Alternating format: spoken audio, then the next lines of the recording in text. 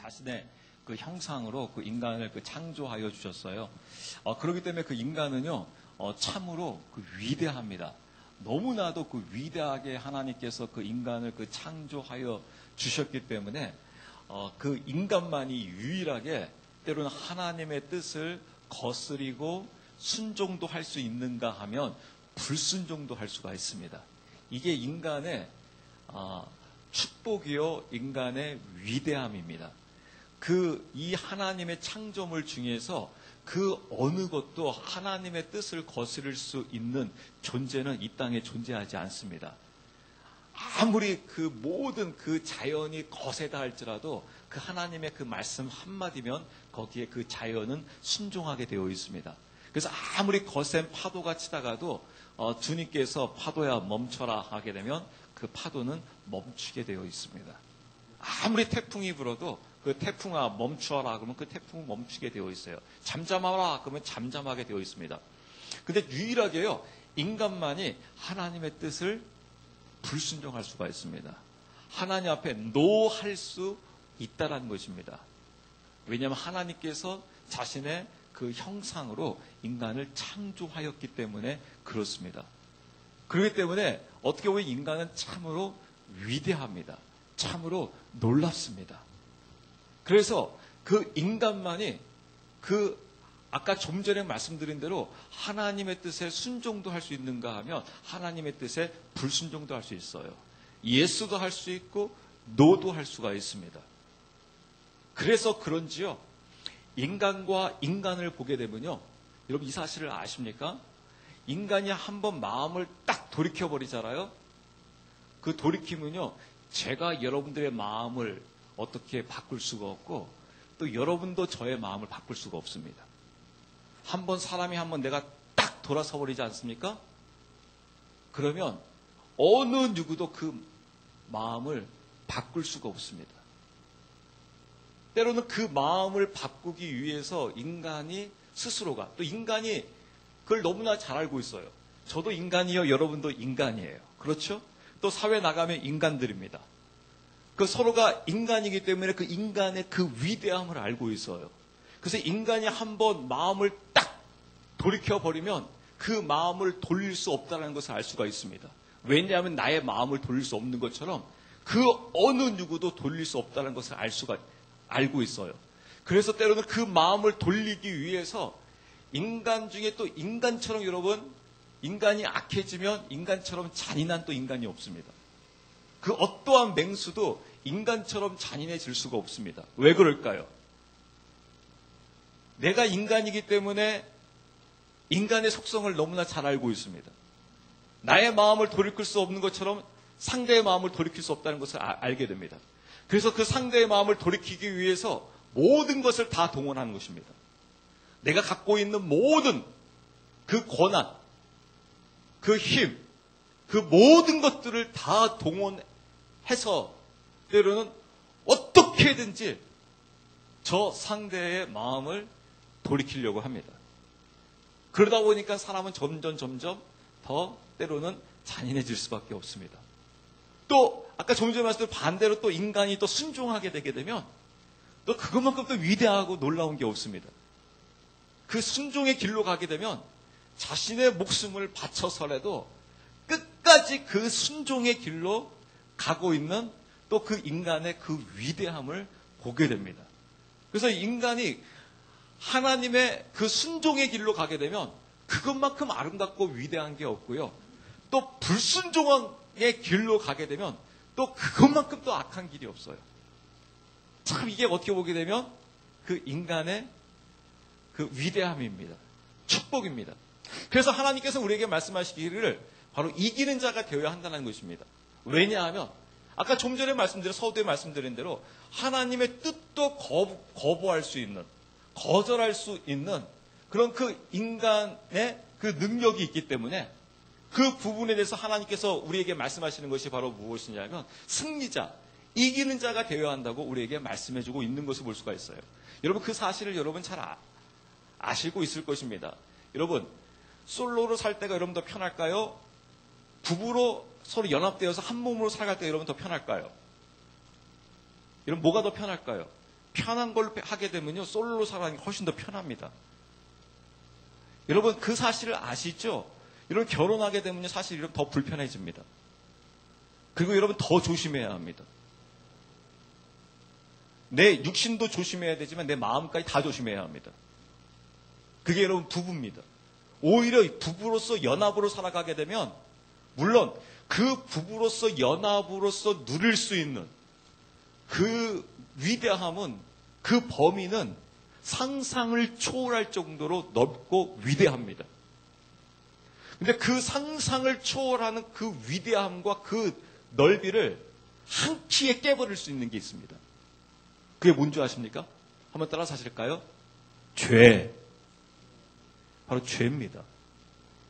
그 죄가요, 그 부부가 누릴 수 있는 그 위대함과 그 풍성함을 한 키에 다 깨버릴 수가 있습니다. 그 죄 하나 가지고요. 특히 그 죄 중에서요, 음행입니다. 음행. 음행이 바로 무엇입니까? 남편과 아내 사이에 있어서요, 남편이 있음에도 불구하고 아내가 있음에도 불구하고 다른 사람을 품고 다른 사람을 범해버리는 겁니다. 그것을 음행이라고 합니다. 그 음행이 이루어지게 되면 여러분 보세요. 우리는 보통 이렇게 생각합니다. 서로가 결혼해서 부부에 대해서 한 몸을 이루고 있다고 하게 되면 그것으로서 우리가 거의 대부분 다 끝났다고 생각합니다. 이제 이 사람은 나의 평생 나의 아내고 평생 나의 남편이라고 생각합니다. 맞습니다. 절대 틀리지 않습니다. 그렇지만 여러분, 그럼에도 불구하고 그 부부됨을 하루아침에 끝내버릴 수가 있어요. 여러분, 일평생 살았다 하더라도 그렇게 사랑하고 그렇게 미치도록 좋아했었고, 때로는 그 아픔이 총 맞은 것처럼 아픔이 있었다 할지라도 음행하는 순간, 즉 그 죄를 짓는 순간, 그 오랜 세월 동안 살았음에도 불구하고 하루아침에 그 부부 관계를 끝내버릴 수가 있습니다. 그게 여러분 죄의 무서움입니다. 바로 그게 음행입니다. 그 음행은 끝내버립니다. 아무리 서로가 부부라 할지라도요. 그래서 여러분, 이 세상에 안전한 부부는 사실은 없습니다, 여러분. 때로는 우리 부부끼리 이야기를 합니다. 야, 저 집에 저런 일이 있었대. 지금 저 집에 지금 서로가 지금 이혼 직전이래. 라고 하면서 이야기를 합니다. 때로 주변에 그 친구 부부들을 보면서 안타까워합니다. 안쓰러워합니다. 때로는 집안의 그런 사건들을 보면서 안쓰러워합니다. 근데 우리 한번 물어봐야 합니다. 너의 부부는 과연 괜찮을까? 나의 부부는 과연 괜찮을까? 안전할 수 있을까? 안전하지 않습니다. 물론 안전하기도 합니다. 언제 안전할까요? 죄를 물리치면 안전합니다. 그리고 그 부부가 누릴 수 있는 기쁨, 그 축복은 무궁무진합니다. 그러나 그 죄가 들어오는 순간 무너지게 되어 있습니다. 저희 교인 중에 제가 오늘 하나님 말씀 묵상하면서, 저 오늘 교인 중에 한 분을 제가 중보기도 하면서 지금 병원에 입원하고 있는 분을 묵상하면서 문득 이런 마음이 들더라고요. 우리 교회 한 집사님이 걸어가다가 다리를 다쳤습니다. 무릎을 다쳐가지고 지금 수술을 하고 지금 회복 중에 있습니다. 제가 그것을 보고 느낀 게 바로 무엇이냐면요, 여러분, 사람이 다치는 것은요, 일순간이에요. 그렇죠? 일순간에 다칩니다. 때로는 후회도 합니다. 그때 내가 거기를 걸어가지 말걸. 때로는 내가 그때 그 신발을 신지 말걸. 내가 그때 가서 거기서 좀 조심할걸. 내 마음은 사실은 저쪽으로 가고 싶었었는데 내가 왜 이쪽으로 갔을까? 그 사고를 하게 되면 그게 너무나 순식간이기 때문에, 일순간이기 때문에 금방 사고가 나요. 제가 며칠 전에 터미널을 가고 있는데요, 그 사거리에서 다 스톱했어요. 차가 스톱했어요. 근데 제가 하고 있는데 다 차가 스톱했는데 한 차가요, 차를 한 4대 정도를 막 그냥 치면서 막 한 차를 막 어느 한 차를 막 올라가려고 그래요. 그냥 막. 그래서 가만히 생각해보면 이랬던 것 같아요. 한 운전사가 스톱했는데 좀 당황을 했던 것 같아요. 그러다 보니까 이 오른발로 브레이크를 밟는다는 것을 그냥 스피드를 눌러서 악셀터를 버린 것 같아요. 그러니까 차가 앞으로 빙 가버리지 않겠습니까? 당황하면 빨리 멈추고 빨리 했는데 이걸 계속 눌러버렸던 것 같아요. 그러니까 2차 치고 2차 치고 2차 치고 그 다음에 옆에 승용차, 그랜저 승용차가 있었는데 막 그랜저 승용차로 막 이 차가 막 올라타려고 그래요. 그냥 막 업어버리려고 그래요. 그 트럭 치고요. 그 기아 자동차 그 앞에서요. 그 차 4-5대가 그냥 순식간에 갑자기 그냥 치면서 아수라장이 됐어요. 그래서 누가 쳤을까? 흰색 벤츠 여자 운전사예요. 이 여자가 너무 놀라가지고 입을 막고요. 나오지도 못하고 있어요. 이러고 있어요. 사고. 일순간에 당하더라고요. 일순간에 납니다. 근데 여러분 참 재밌는 사실이 바로 무엇이냐면 그 일순간에 난 사고가 회복하는 데는 굉장히 오랜 시간이 걸리더라고요. 어제도 그 지사님하고 통화하면서 결국 시간밖에 없네요. 그 시간을 통해서 많은 시간이 지나야지 결국 회복이 이루어지겠네요. 여러분 사고 나는 것은 일순간입니다. 근데 여러분 그것을 회복하는 시간은 굉장히 오랜 시간이 필요하다는 겁니다. 육신의 회복도 굉장히 오랜 시간이 필요합니다. 근데 여러분 마음의 상처의 마음의 회복은 어느 정도의 시간이 필요하겠습니까? 때로 여러분 우리가 놓치는 게 하나가 있습니다. 우리가 하나님 앞에 회개하면요 하나님께서 용서하여 주십니다. 근데 여러분 이 사실을 아세요? 회개는 여러분 그걸로 끝나는 게 아닙니다. 성경에서 너희가 회개에 합당한 열매를 맺어야 한다는 것은 바로 무엇이냐면 그 회개로 인해서 회개에 합당한 자리, 즉 열매를 맺는 자리로 가기 위해서요. 그거에 대한 대가 지불은 반드시 하게 되어 있다는 겁니다. 회개로 인해서 죄에 씻음 받았다는 것은 바로 무엇이냐면 그 죄로 인해서 하나님의 멸망으로 가야 되는데 여러분 죄의 싹은 무엇입니까? 죄의 싹은 사망이잖아요. 사망의 자리로 가야 되는데 하나님께서 너희가 십자가 보혈 앞으로 회개함으로 인해서 사망에서 면해준다는 거예요. 사망에서는 면해주지만은 무엇이 남은지 아십니까? 그 죄에 대한 대가, 즉 채찍은 맞아야 한다는 겁니다. 징계는 맞아야 한다는 겁니다. 제가 여러분들에게 종종 그런 말씀을 드려요. 그 부모와 자녀 사이에서 항상 우리 자녀들이 헷갈리는 게 바로 무엇이냐면 이거예요. 어떤 그 잘못을 해놓고 아빠, 엄마, 제가 잘못을 했어요. 선생님, 제가 잘못을 했어요. 그래서 부모님이 그래? 다음부터는 절대 이러지 마라. 이런 잘못을 범하지 마. 하면 그것으로 끝나는 줄 알아요. 그런데 부모가 그래, 내가 이것으로 인해서 너와 나의 관계가 끝날 수 있었는데 내가 이 부분에 대해서 용서해 줄게. 그리고 채찍 가져와라. 100대 맞자. 그러면 자녀 입장에서 왜 이러세요? 아버지 왜 이러세요? 엄마 선생님 왜 이러세요? 용서해 주신다고 하셨잖아요. 용서해 주신다고 하셨는데 왜 100대 때린다고 하세요? 그래 내가 너에게 용서해 준다고 했지. 용서해 줄 거야. 어느 정도로 용서해 줄 거냐면 내가 너의 그 죄에 대해서 아예 기억조차도 하지 않을 거야. 그러면 왜 때리세요? 그래서 맞아야 돼. 여러분 그 죄에 대한 회개에 대한 그 시스템은 바로 무엇이냐면 좀 전에 말씀드린 사망에 대한 시스템이에요. 원래 그 죄의 싹은 사망이기 때문에 멸망당하는 겁니다. 그렇지만 그로 인해서 이제 멸망에서는 건진받았지만은 그로 인한 그 죄에 대한 대가는 네가 완벽하게 치러야 한다는 거예요. 때로는요 더 혹독하게 치릅니다. 그게 여러분 다윗 사건입니다. 하나님은 그 부분에 대해서 대가 지불을 하게 만듭니다. 왜 그런 줄 아세요? 다시는 그 죄에 빠지지 않기 위해서. 왜냐하면 인간은 그 죄를 다시 짓기 때문에 그렇습니다. 다시 계속해서 그 죄를 반복해서 지었을 경우에는 그로 인해서 이미 이제 너는 이혼이다 라고 하면서 이혼 도장이 딱 찍히는 순간부터는 그때부터는 완전히 끝장나버리기 때문에 그렇습니다.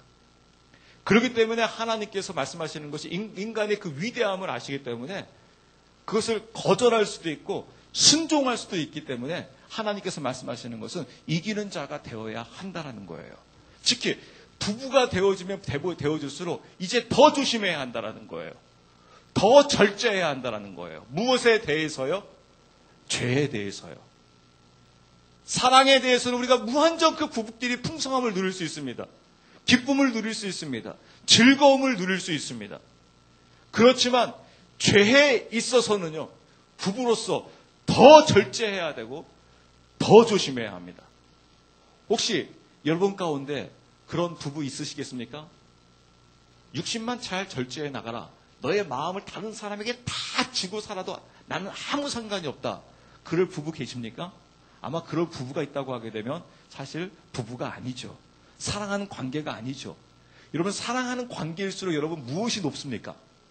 한번 따라서 하실래요? 질투. 예, 여러분, 이 질투는요, 사랑에서 나오는 것입니다. 질투가 없는 사랑은요, 사랑이 아닙니다. 내 남편이, 내 아내가 다른 사람을 품고 있고 다른 사람을 사랑하고 있어도 나는 쿨한 남자야. 나는 쿨한 여자야. 이 시대가 어떠한 시대인데 나는 쿨해. 여보, 마음대로 나가서 사귀고 싶은 사람 있으면 사겨. 괜찮아.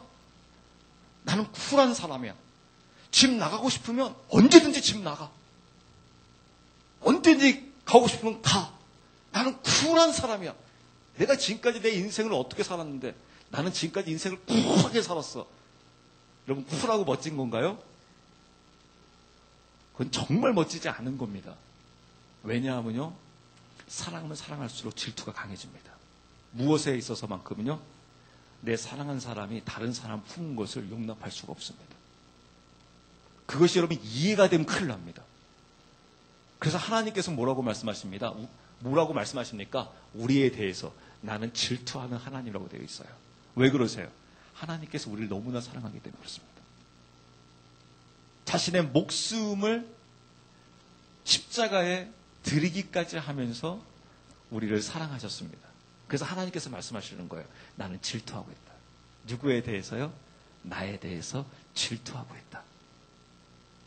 그렇기 때문에 너는 이제 승리자의 길을 걸어가라라고 하면서 저희가 그 5개의 그 교회의 그 승리자의 모습을 봤어요. 그 5개 교회의 그 승리자 한 번만 읽어보고 그 다음에 저희가 이제 그 6번째 그 승리자의 모습을 보기를 원하는데요. 한번 처음에 이제 그 승리자 그 계시록 2장 7절 말씀이죠. 2장 7절 말씀 한번 읽어보실래요? 귀 있는 자는 성령께서 교회들에 말씀하시는 것을 들을지어다.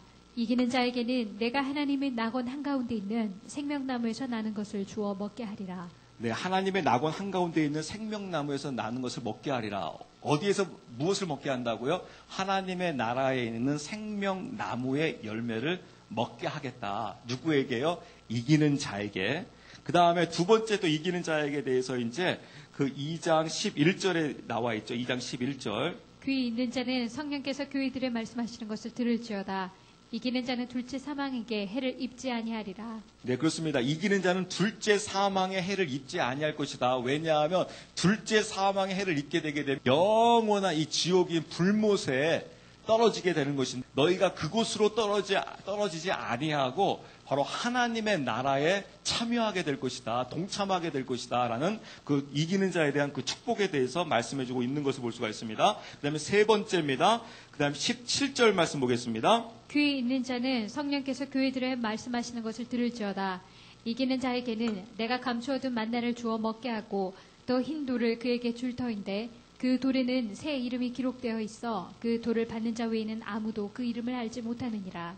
네, 이기는 자에게는 무엇을 준다고 되어 있냐면요. 감추어둔 만나와 그 흰 돌을 주어서 그 이름을 새겨 놓을 것이다 라고 이렇게 말씀해주고 있는 것을 볼 수가 있습니다. 그 다음에 또 이기는 자의 그 축복에 대해서 나오고 있습니다. 26절입니다. 26절. 이기고 나의 행위를 끝까지 지키는 자에게는 내가 민족들을 다스릴 권능을 주리니 그가 철장으로 그들을 다스리며 토기장에 그릇같이 부수어 산산조각 내리라. 이것은 곧 내가 내 아버지에게서 받은 것과 같으니라. 내가 또 그에게 새벽별을 주리라. 네, 그렇습니다. 바로 이기는 자에게 어떠한 축복을 주냐면요. 민족을 다스릴 수 있는 그런 축복과 동시에 바로 그 이기는 자에게 새벽별을 주리라. 이 새벽별이라는 것은 누구를 의미하면 바로 예수 그리스도를 의미합니다. 너와 함께하며 너와 같이 통치할 수 있는 그 하나님의 나라에서 같이 통치할 수 있는 그 축복을 주리라라고 말씀해주고 있어요. 그 다음에 5절 말씀입니다. 이기는 자의 축복. 는 흰 옷을 입을 것이요 내가 그의 이름을 생명책에서 지워버리지 아니하고 그 앞과 그네 천사 앞에서 시인하라. 네, 이기는 자에게 무슨 축복을 주냐면요, 흰옷을 입게 하여 줄 것이다. 흰옷을 입고 이루지 아니하고 축복하고 있는 것을 볼 수가 있습니다. 여기서 우리가 이 5교회를 보면서 왔는데요, 여기에 공통점이 있습니다. 공통점은 바로 무엇이냐면 바로 이기는 자에게 하나님의 나라에 참여해서 그 하나님의 나라에 참여하는 동시에 그 주님과 더불어서 통치할 수 있는 이런 축복을 주리라. 그럼 여러분 보세요. 바로 누구에게 이런 축복을 주신다고요? 이기는 자에게요. 어디에 참여할 수 있는 축복을요? 하나님의 나라에 참여하는 축복을 주신다는 것입니다. 이 부분을 여러분들이 잘 하셔야 되는 것입니다. 이기는 자에게 주시겠다고 주님께서 말씀하고 있어요. 패배자에게 주시는 것이 아니라 이기는 자에게 주시는 축복이면서 우리가 이제 오늘 그 필라델피아 그 교회의 모습을 보기를 원하는데요. 제가 이 7개의 교회 중에서 저희 풍성한 교회 롤 모델, 또 저 개인적으로도 롤 모델 교회는 바로 이 필라델피아 교회예요. 이 필라델피아 교회가 되기를 원하고 또 우리 각 그리스도인들이 이 필라델피아 교인의 모습으로서 하나님 저희가 이기는 자가 되어지기를 원합니다라는 그런 간절한 소망이 있습니다.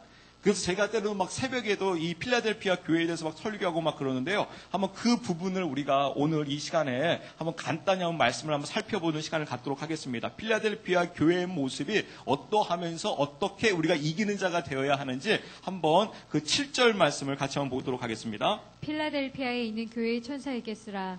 거룩하니 진실하니 다윗의 열쇠를 가진 이가 이것들을 말하노니 그가 열면 아무도 닫지 못하고 그가 닫으면 아무도 열지 못하느니라. 네, 그렇습니다. 주님께서 말씀하십니다. 다윗의 열쇠를 가진 이가 이야기한다. 그래서 이 주님께서 열면 아무도 닫지 못하고 주님께서 닫으면 아무도 이것을 열지 못한다라고 하시면서 8절 말씀 보도록 하겠습니다. 내가 내 행위를 아노라. 보라, 내가 내 앞에 열린 문을 두었으니 아무도 그것을 닫지 못하리라. 내가 적은 힘을 가지고도 내 말을 지키며 내 이름을 부인하지 아니하였도다. 네, 그렇습니다. 이 필라델피아 교회의 모습을 보면서요, 저도 개인적으로 이 말씀을 보면서 이 말씀이 저에게 있어서 얼마나 큰 위로와 힘이 되었는지 모릅니다. 왜냐하면 여러분 보세요. 내가 내 행위를 아노라. 만약에 하나님께서 우리 풍성한 교회를 이렇게 말씀하고 있다고 하게 되면 얼마나 좋을까라는 그런 간절한 소망감을 가지고 이 말씀을 전하기를 원하는데요. 주님께서 여러분 한 분 한 분들을 행위를 주님께서 아신다라는 거예요. 세상 사람들은 알고 있지 못하고 내 가족은 때로는 알지 못한다 할지라도 하나님께서는 아신다. 그러면서 뭐라고 말씀하시냐면 내가 내 앞에 즉 주님께서 내 앞에 열린 문을 두었으니 문을 열어놓았다라는 겁니다. 닫아놓은 것이 아니라 열어놓았다. 그래서 열어놓았기 때문에 아무도 그것을 닫지 못한다. 왜냐하면 주님께서 열어놓았기 때문에 어느 누구도 닫을 자가 없다. 그러면서 뭐라고 말씀하시냐면 내가 적은 힘을 가지고도 내 말을 지키며 사실 여러분 이 말씀은 이거 굉장히 힘든 거예요. 왜냐하면 큰 힘을 갖고 있는 것이 아니라 어떠한 힘을 갖고 있습니까? 작은 힘을 갖고 있습니다. 작은 힘을 갖고 있는데 주님께서 뭐라고 칭찬해 주시냐면 내가 적은 힘을 가지고도 내 말을 지키며 내 이름을 부인하지 아니하였도다. 이 말은 무슨 말이겠습니까? 말씀 지키기가 사실은 굉장히 힘들고 주님의 이름을 부인할 수밖에 없는 상황 속에 있는데 그 적은 힘을 가지고도 주님의 말씀을 지키고 있고 부인하지 않고 있다. 사실 여러분 이 부분이 사실 얼마나 힘들겠습니까? 또 여러분들이 직장에서 때로는 사회에서 여러분들이 제가 보기에는 큰 힘을 갖고 있지 않은 것 같아요. 죄송합니다. 특히 우리 풍성한 교회는 뭐 청와대에서 일하고 있는 국무총리나 뭐 국회에서 일하고 있는 국회의원이 우리 교회에는 없어요. 안타깝게도 우리 교회는 구청장도 없어요. 더 통장은 좀 계십니까? 통장도 제가 파악을 잘 안 되던데. 하여튼간 그렇게 힘을 갖고 있지 못합니다. 많은 힘을 갖고 있지 못합니다. 그런데 그 많은 힘을 갖고 있지 못하기 때문에 그 주님의 말씀을 지켜나간다는 것은 굉장히 힘들어요. 또 한 예로요. 제가 때로 말씀을 보면서 저는 하나님께 이런 질문을 굉장히 많이 합니다. 목사로서 하나님 우리 한국에 정말 소망이 있나요? 하나님 앞으로 우리 자녀 세대에 정말 하나님께로 돌아올 수 있는 그런 희망과 소망이 있습니까? 정말 우리가 주님을 믿는다고 하는데 과연 주님의 길을 제대로 걸어갈 수 있을까요? 왜냐하면 여러분 이렇습니다. 그 하나님의 백성들이, 이스라엘 백성들이 그 출애굽을 할 당시에 그 예배하기 위해서 출애해야 했다는 거예요. 출애굽을 해야 되는 거예요. 애굽에서 떠나지 않으면 하나님 앞에 예배할 수가 없는 거예요. 모세가 바로를 향하여 이렇게 이야기합니다. 우리가 하나님께 예배하기 위해서 우리가 광야로 떠나야 한다는 거예요. 그래서 바로가 그렇게 이야기를 해요. 차라리 그러려면 여기서 예배를 드려라. 그때 모세가 이야기합니다. 안 된다. 우리는 여기 애굽에 그대로 있으면 하나님 앞에 예배할 수가 없다. 그래서 우리는 광야로 떠나야 한다라고 하면서 떠나요. 마찬가지로 제가 무엇 가지고 하나님 앞에 지금 목사로서 고민하고 이 부분을 가지고 질문하고 하나님 앞에 괴로워하고 있냐면요. 하나님, 과연 우리 지금 저희 세대도 마찬가지지만 특히 하나님 우리 자녀 세대 지금 하나님 이 한국 땅에 이 강주에 서울에 그대로 살고 있으면서 과연 신앙생활 하나님 할 수 있습니까? 진짜 하나님 바라보면서 하나님 두려워하면서 하나님 뜻대로 살아갈 수 있습니까? 정말 신앙생활 할 수 있습니까? 하나님 우리 자녀들 손에 그대로 스마트폰이 있으면서 신앙생활 할 수 있나요? 그 스마트폰으로 별거 다 보고 있는데 저녁마다 웹툰하고 있고 그걸 엉뚱한 짓 하고 있는데 카카오톡으로 엉뚱한 짓 하고 있는데 엉뚱한 거 보고 있는데 과연 진짜 하나님 신앙생활 할 수 있나요? 그 스마트폰 밤새도록 스마트폰 하고 있다가 정말 주일날 와가지고 하나님 말씀 들을 수 있나요? 그대로 그 손에 쥐고 있으면서 과연 할 수 있나요, 주님? 이 목사인 저도 정말 힘든데 스마트폰 가지고 하나님 말씀만 보겠습니다. 하나님 말씀만 듣겠습니다. 라고 매일매일 기도하고 매일매일 회개해도 목사인 저조차도 유혹되는 것들이 너무나 많이 있는데 길거리 나가도 유혹되고 있는 게 너무나 많이 있는데 과연 하나님 할 수 있습니까? 이 마지막 세대는 정말 회개 세대라고 하는데 주님께서 7교회를 통해서 계속해서 회개하라 회개하는데 정말 주님 우리 한국에 있는 그리스도인들 정말 회개하고 있습니까? 하나님 앞에 십자가의 보혈 앞으로 나가서 자신의 그 죄에 대해서 사도 바울이 자신의 그 목숨을 바쳐가면서 복음을 전하고 있는데도 사도 바울이 뭐라고 고백하고 있냐면 오라 나는 공고한 자로다. 이 사망에서 누가 나를 건져내랴.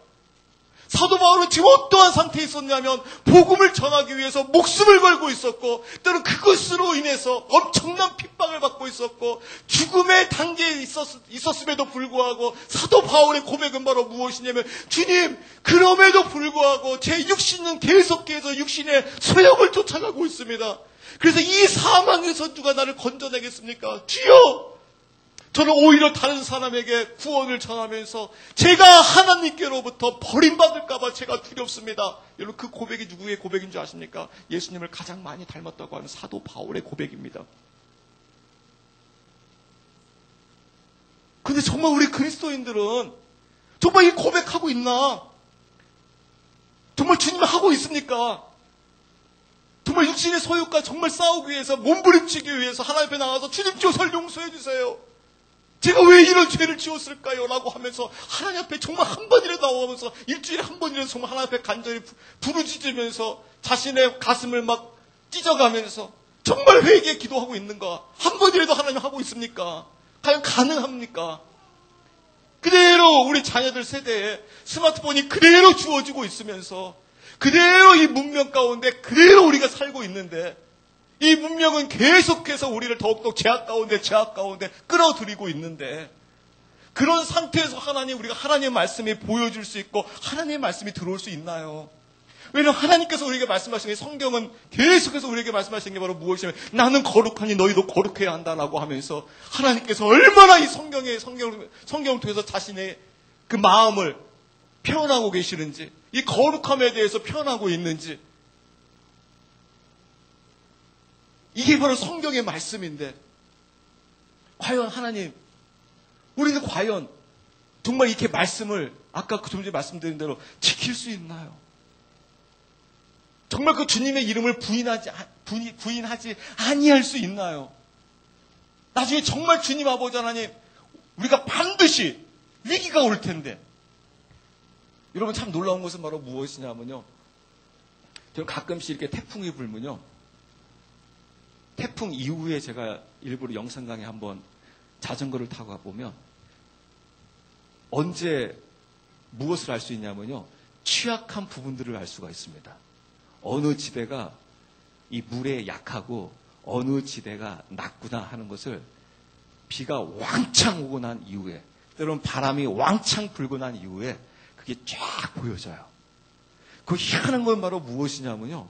제가 3층에서 이렇게 공사를 해보면서 완벽하게 물 새는 것을 막았다라고 하는데도 희한하게도 비가 많이 오지 않습니까?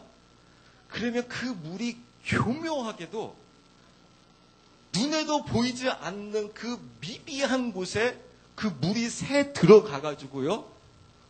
틈을 타버려요. 어느 틈을요? 눈에도 보이지 않는 틈을요. 여러분 이게 죄입니다, 여러분. 죄가요. 때로는요. 우리 틈에도 보이지 않는데도 그 틈을 비집고 들어가 버립니다. 넓으면 그냥 들어가 버린 거고요. 들어가서 그냥 집 짓고 살아버리고요. 때로는 그렇게 몸부림을 치는데도 그 비집고 들어가고 있는 그 죄의 모습. 때로는 제가 좀 전에 말씀드린 대로 목사로서 스마트폰에 저는 막 미치도록 안수를 합니다. 주님, 스마트폰에 안수를 합니다. 예수 그리스도로 명하노니 이 스마트폰에 악한 영은 다 떠나갈지어다. 주님 회개합니다. 회개합니다. 이 스마트폰 주님 정결케 하여 주시옵소서. 십자가의 보혈로 피로 정말 정결케 하여 주시옵소서. 라고 미치도록 기도하는데도요. 이 안에 스마트폰 안에 우리 죄를 삐집고 들어오는 것들이 얼마나 무궁무진한지 굉장하다는 겁니다. 거기에 한번 저도 마찬가지로 우리 자녀 세대들이 한번 휩싸여 버려버리면 그 다음부터는 걷잡을 수 없다는 겁니다. 그 죄, 그 죄에서 아까 그 믿음을 지켜나가는 자, 너 힘이 연약할 것이다. 왠 제가 여러분 이런 고백을 해봤거든요. 하나님 앞에 너무 내가 한번 답답해가 이런 기도했어요. 하나님, 저에게 좀 능력 좀 주십시오. 하나님, 뭐 능력 통해서 뭔가 좀 보여야지 뭔가 되지 않겠습니까? 우리 사랑하는 성도님들이 최 목사를 통해서 뭔가 좀 보는 걸 원하지 않습니까, 주님? 뭔가 능력을 확 보여야지. 제가 십자가 할 때, 맞습니다 하고 주님 또 쫓아오지 않겠습니까? 십자가 외치는데 이 표적, 능력이 보이지 아니하니 주님 답답합니다. 가면서 바로 그냥 제가 딱 하면서 그냥 마음 딱 들여다보고 내일 이거 하면 너 큰일 나! 했는데 에이 목사님 뭘 하고 진짜 했는데 진짜 큰일 나버리면 우와! 하고 그 다음 말 잘 들을 거 아니에요 여러분. 속에 그거 빨리 해결해! 그거 말해줄까? 하고 딱딱 정확하게 맞춰버리고 막 표적을 행하고 막 능력을 행해버리면 주님 따라오지 않겠습니까? 좀 제가 주님 제발 저에게 좀 이 표적 좀 주십시오 주님 하면서 제가 아마 그렇게 주님 앞에 하소연하면서 기도한 적이 있었어요. 주님도 표적을 보여주셨는데 표적을 보여도 주님 나중에 도망가지 않습니까? 주님 좀 보여주십시오라고 제가 이제 막 몸부림치면서 그냥 하나님 앞에 하소연하고 있는데 그때 이 말씀을 주시더라고요. 아까 그 말씀이었습니다. 무슨 말씀이었으면 8절 말씀 같이 한번 보면서 또 한번 볼까요? 8절. 내가 내 행위를 아노라. 보라, 내가 내 앞에 열린 문을 두었으니 아무도 그것을 닫지 못하리라. 내가 적은 힘을 가지고도 내 말을 지키며 내 이름을 부인하지 아니하였도다. 네, 그렇습니다. 그 주님은 오히려 그걸 더 크게 보시겠다는 거예요.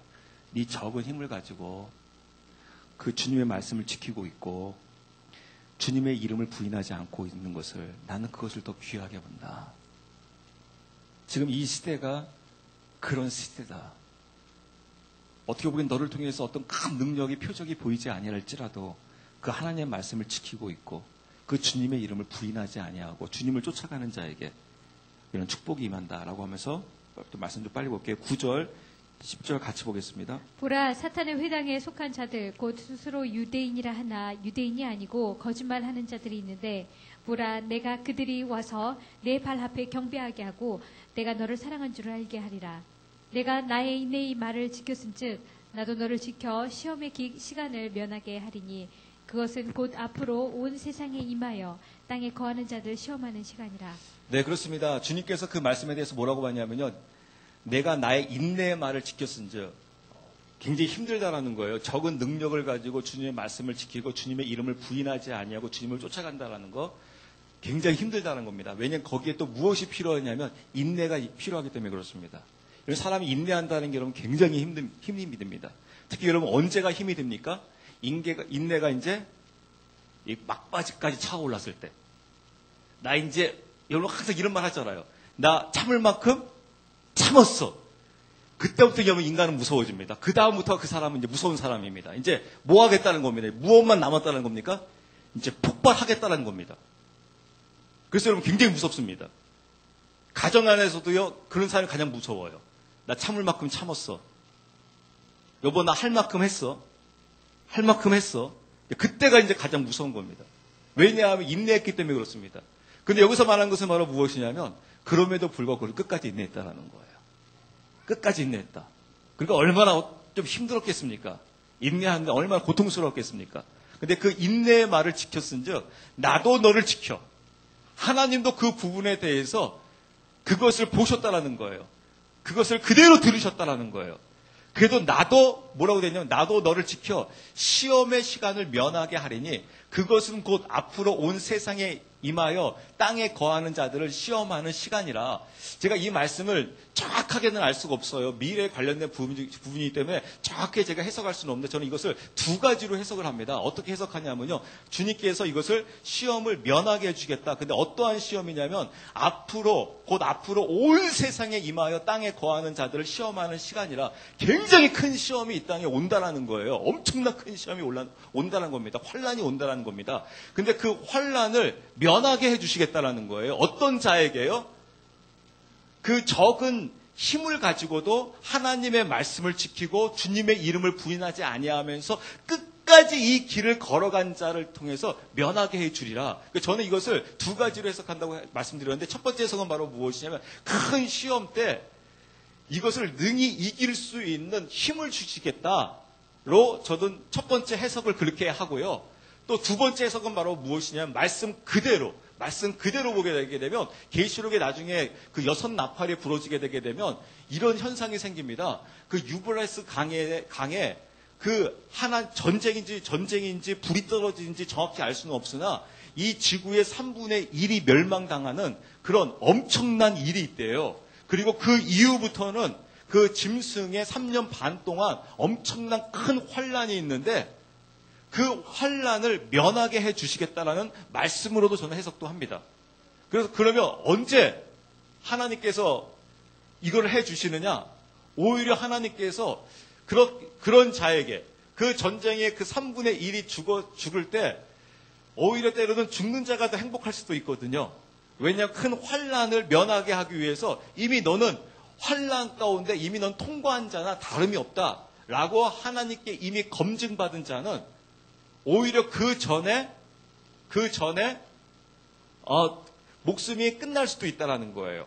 그러니까 그 전에 목숨이 끝나서 하나님께 이미 입증된 자가 있고요.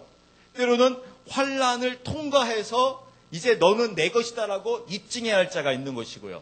그럼 여러분 어느 쪽이 좋으세요? 환란 전에 너는 이미 내 것이다라고 입증받는 게 좋으십니까? 아니면 시험 대통 한번 치르고 난 다음에 이제 주님께서 너는 내 것이다라고 입증받는 게 좋으세요? 그거는 둘 중에 아무나 상관없어요. 하여튼 첫 번째 것도 좋고 두 번째 것도 다 좋아요. 근데 조금 더 좋기로는 첫 번째 게 조금 더 좋을 수 있습니다. 그래서 아마 이 부분을 하나님께서 말씀하고 있는 거 아닌가라고 추론해 봅니다. 그렇지만 이건 정확히는 알 수는 없습니다. 이거는 그 하나님께서 축복해 주시는 건데, 중요한 것은 바로 무엇이냐면 나도 너를 붙들어 주겠다라는 거예요. 면해 주겠다는 겁니다. 그러면서 이제 말씀하시는 게 이제 한번 우리 11절 말씀 보겠습니다. 보라, 내가 속해 오리니 내가 가진 그것을 굳게 붙잡아 내 관을 빼앗지 못하게 하라. 네, 이 말은 바로 무엇입니까? 굳게 붙잡아서 무엇을 뺏지 못하게 하라고요? 관을 뺏지 못하게 하는 겁니다. 이것은 바로 무엇입니까? 관을 뺏을 자가 있다는 겁니다. 뺏기 때문에 빼앗기지 말라라는 것입니다. 그러면서 12절 말씀 보겠습니다. 이기는 자는 내가 내 하나님의 성전에서 기둥이 되게 하리니 그가 다시는 나가지 아니하리라.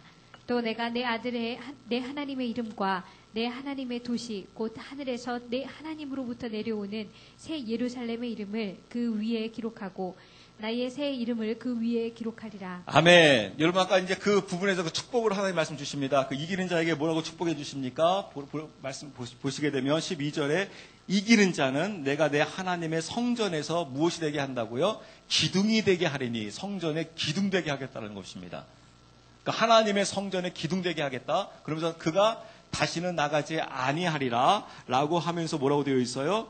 또 내가 내 하나님 이름과 내 아버지의 도시 곧 하늘에서 내 하나님으로부터 내려오는 새 예루살렘의 이름을 그 위에 기록하고 새 이름을 그 위에 기록하리라 라고 하면서 하나님의 그 새 예루살렘, 즉 새 하늘과 그 새 땅에 우리의 그 이기는 자 그 이름을 기록하여 놓을 것이다 라고 하면서 그 축복의 말씀을 우리에게 주고 있는 것을 볼 수 있습니다.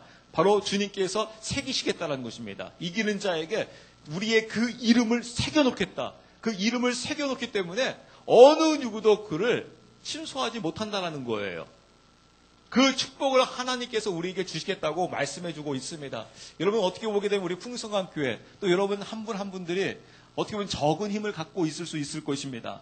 때로는 사회에서나 때로는 그 여러 그 세상과 우리를 비교해 보게 되게 되면 어떻게 보면 너무나 적은 힘을 갖고 있고 때로는 많은 그 부족함과 그런 부분들을 여러분 느끼고 있을 수 있을 겁니다. 그렇지만 여러분 포기하지 마시기 바랍니다. 그 적은 힘을 갖고 있다 할지라도 그 하나님의 말씀을 지키고 있고 그 하나님의 이름을 어떠한 상황 속에서도 부인하지 아니하면서 그 이기는 자의 자리로 그 주님을 향하여 가고 있는 자 하나님께서 결코 그것을 잃어버리지 않겠다. 내가 그것을 결코 헛되다라고 하지 아니하고 하나님께서 그 이름을 새 예루살렘에 새겨 놓으시겠다라고 우리에게 말씀해 주고 있는 그 하나님의 그 축복의 말씀을 여러분들이 기대하면서 이기는 자의 자리로 그 축복의 자리로 갈 수 있는 저와 여러분들이 되었으면 합니다. 기도합니다. 할렐루야.